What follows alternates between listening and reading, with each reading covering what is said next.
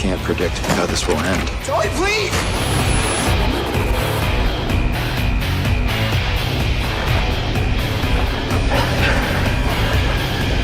You have no idea what you've done.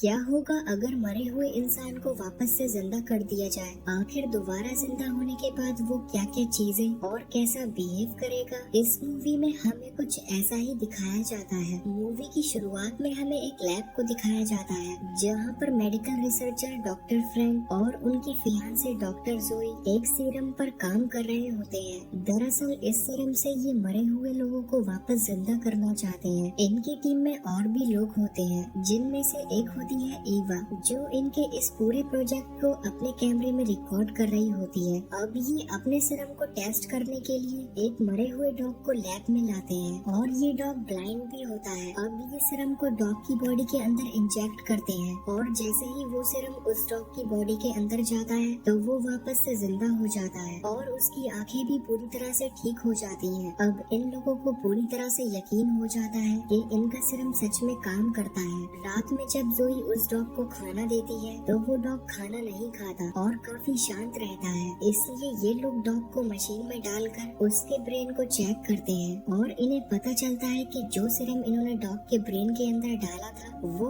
अभी उसकी पूरी बॉडी में नहीं फैला है। इसके बाद वो उस डॉग को एक छोटे से केज में बंद कर देते हैं और रात में एक दूसरे डॉग पर एक्सपेरिमेंट करना शुरू करते हैं। जोई जब इलेक्ट्रिक स्विच को ऑन करती है तो उसे एक बहुत बड़ा बिजली का झटका लगता है जिससे जोई की वहीं पर मौत हो जाती है। फ्रैंक जोई से बहुत प्यार करता है इसलिए वो तय करता है कि वो उस सीरम को जोई के अंदर डालेगा, जिस पर सभी लोग फ्रैंक से मना करते हैं। लेकिन फ्रैंक कहता है कि मैं जोई से बहुत प्यार करता हूँ और उसे ऐसे खो नहीं सकता। इसके बाद वो उस सीरम को जोई के ब्रेन के अंदर इंजेक्ट कर देता है जिससे जोई वापस से जिंदा हो जाती है। जोई के मुंह पर एक सफेद कपड़ा होता है और जब फ्रैंक उस कपड़े को हटाता है तो देखता है कि जोई पूरी तरह से बदली हुई है और वो पहले जैसी बिल्कुल भी नहीं लग रही होती है। जिसके बाद ये सब जोई के दिमाग का एमआरआई करते हैं जिससे इनको पता चलता है कि जोई के सेल्स बदल रहे हैं, जिसे देखकर ये सब लोग घबरा जाते हैं। फ्रैंक जोई को अपने साथ ले जाता है और उसे पता चलता है कि जोई के दोबारा जिंदा होने के बाद उसके पास बहुत सारी पावर्स आ चुकी है और अब वो किसी भी चीज को अपनी दिमाग की पावर से हिला सकती है और किसी के माइंड को भी पढ़ सकती है। और जब जोई मिरर में अपने आप को देखती है तो मिरर चटक जाता है।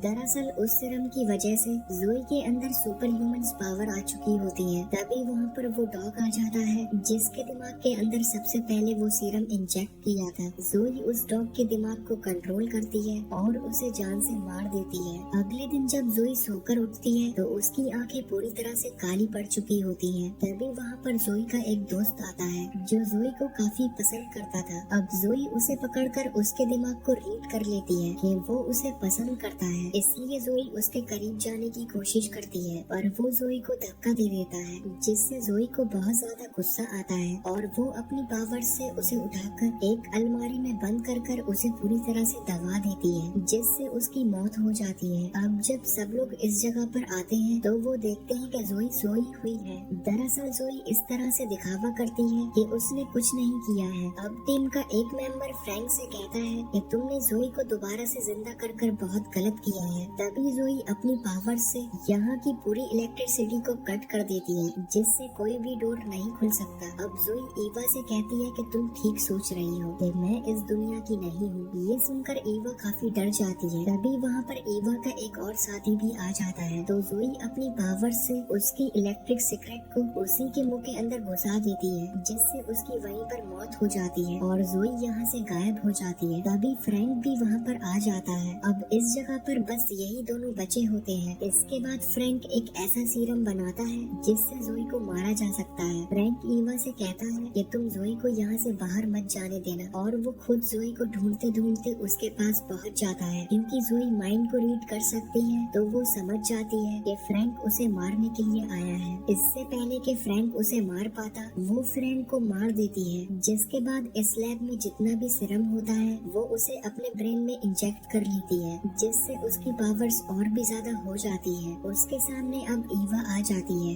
जिसके पास जोई को मारने वाले इंजेक्शन होते हैं। जोई अपनी पावर से ईवा को एक कमरे में उठाकर फेंक देती है, जहाँ पर ईवा जोई के बचपन को देखती है, जिसमें जोई एक छोटी सी बच्ची होती है और घर में आग लगी होती है। जब ईवा उसके पास जाती है तो वो देखती है कि उसके हाथ में एक मैच बॉक्स होता है, जिससे उसे समझ में आ जाता है कि बचपन में जोई ने ही अपने घर में आग लगाई थी और मरते दम तक ये गिल्ट उसके दिमाग में था। अब ईवा जोई के बचपन वाले रूप से कहती है कि तुमने नादानी में गलती की थी, लेकिन अब तुम बहुत जानों को बचा सकती हो। जिसे सुनकर बचपन वाली जोई दरवाजा खोल देती है, जिससे ईवा फिर से रियलिटी में आ जाती है, जहाँ पर उसके सामने जोई होती है। वो जोई की बॉडी में उन इंजेक्शन को इंजेक्ट कर देती है जो फ्रैंक ने उसे दिए थे, जिससे जोई की मौत हो जाती है। ईवा अब काफी दुखी होती है क्योंकि उसने अपने सारे दोस्तों को खो दिया होता है और तभी यहाँ पर एक रेस्क्यू ऑफिसर आता है जो उसे बचाने के लिए यहाँ पर आया होता है। ईवा उस ऑफिसर को देखकर काफी खुश हो जाती है और उसे गले से लगा लेती है और जब वो उस जगह पर देखती है जहाँ पर जोई की डेड बॉडी थी, तो वहाँ पर जोई की डेड बॉडी नहीं होती और ये रेस्क्यू ऑफिसर कोई और नहीं